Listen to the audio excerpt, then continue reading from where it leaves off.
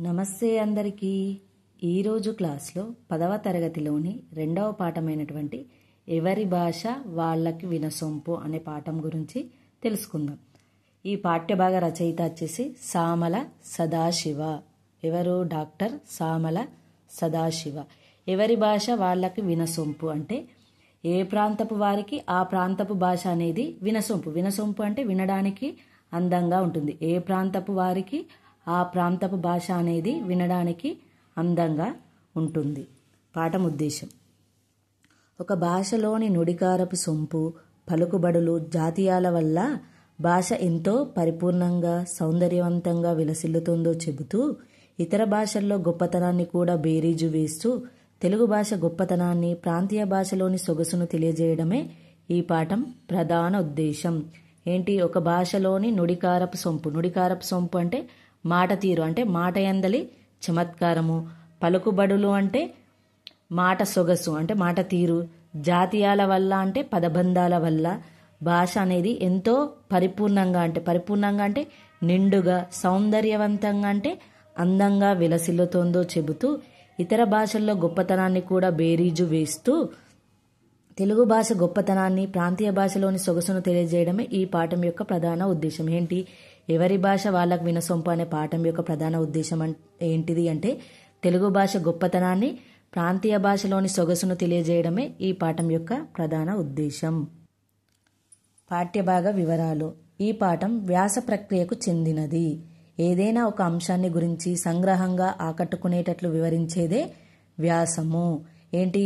ఈ పాఠం అంటే ఎవరి భాష వాళ్ళకు వినసొంపు అనే పాఠము వ్యాస ప్రక్రియకు చెందింది. వ్యాసం అంటే ఏంటిదంటే ఏదైనా ఒక అంశాన్ని గురించి సంగ్రహంగా ఆకట్టుకునేటట్లు వివరించేదే వ్యాసము. అంటే ఏంటిదంటే ఒక విషయాన్ని పూర్తి వివరణతో అందించేదే వ్యాసం. ఏంటి? ఒక విషయాన్ని పూర్తి వివరణతో అందించేదే వ్యాసము. సూటిగా, స్పష్టంగా, నిర్దిష్టంగా, సులభంగా అర్థమయ్యే విధంగా ఉండటం వ్యాసం యొక్క లక్షణం. ఏంటి? వ్యాసం యొక్క లక్షణం ఏంటిదంటే చెప్పదలుచుకున్న విషయం అనేది సూటిగా, స్పష్టంగా, నిర్దిష్టంగా, సులభంగా అర్థమయ్యే విధంగా ఉండడం అనేది వ్యాసం యొక్క లక్షణం. ప్రస్తుత పాఠ్యభాగం డాక్టర్ సామల సదాశివ తన స్వీయ అనుభూతులతో రాసిన యాది అనే వ్యాస సంపుటిలోనిది. ఏంటి? ఈ ఎవరి భాష వాళ్ళకు వినసొంపు అనే పాఠ్యభాగము సామల సదాశివ రాసినటువంటి యాది అనే వ్యాస సంపుటిలోనిది. రచయిత పరిచయం: డాక్టర్ సామల సదాశివ కుమ్రంభీం ఆసిఫాబాద్ జిల్లాలో భాగమైన దహేగాం మండలం తెనుగుపల్లెలో జన్మించాడు. ఏంటి? సామల సదాశివ తెనుగుపల్లెలో జన్మించాడు. సంస్కృతం, హిందీ, ఆంగ్లం, ఉర్దూ, పార్సీ, మరాఠీ భాషల్లో ఈయన పండితుడు. ఏంటి? సంస్కృతం, హిందీ, ఆంగ్లం, ఉర్దూ, పార్సీ, మరాఠీ భాషల్లో ఈయన పండితుడు.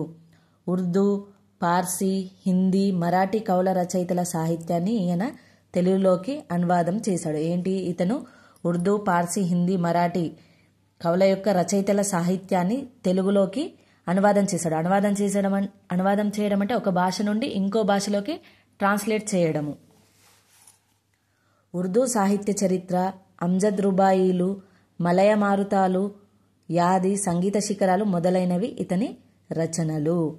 అమ్జద్ రుబాయిలు అనువాదానికి 1964లో ఆంధ్రప్రదేశ్ ప్రభుత్వంచే ఉత్తమ అనువాద రచనా పురస్కారం అనేది వచ్చింది. ఏంటి? ఇతనికి 1964లో ఆంధ్రప్రదేశ్ ప్రభుత్వంచే అమ్జద్ రుబాయిల అనువాదానికి ఉత్తమ అనువాద రచనా పురస్కారం అనేది వచ్చింది.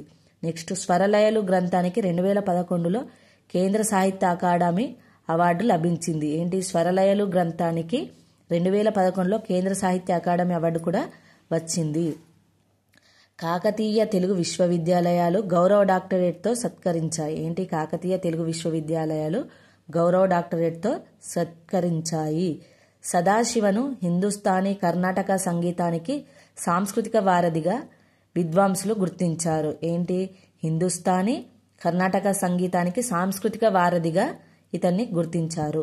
సౌహృదయ విమర్శకుడైన ఇతని రచనల్లో భాష సహజ సుందరంగా, సరళంగా, ముచ్చట్ల రూపంలో మనసుకు హత్తుకుపోయేటట్లు ఉంటుంది. ఏంటి?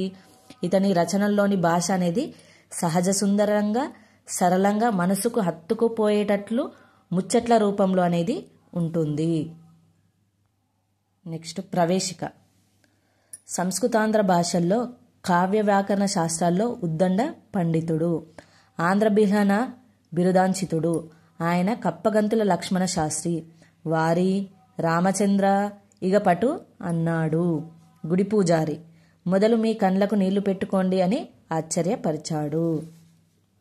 మసీదు మెట్ల మీద కూర్చొని ఫకీల్రు, బిచ్చగాళ్ళు, బిచ్చగత్తెలు మాట్లాడుకునే మాటలు శ్రద్ధగా విని ప్రజల పలుకుబడిని, జాతీయాలను నేర్చుకున్నాను. ఆనాడు భేషజం లేకుండా ప్రముఖ కవి మీర్ తకీ మీర్. ఈ అనుభవాలన్నీ ప్రముఖ సాహితీవేత్త సామల సదాశివ యాదిలోనివి. ఏంటి ఈ అనుభవాలన్నీ కూడా ప్రముఖ సాహితీవేత్త సామల సదాశివ యాదిలోనివి. యాది అనే సంపుటిలోనివి.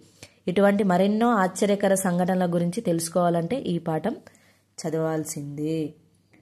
రేపటి వీడియోలో మళ్ళీ కలుద్దాం. నా వీడియోని లైక్, షేర్, సబ్స్క్రైబ్ చేయడం మాత్రం మర్చిపోవద్దు. ధన్యవాదములు.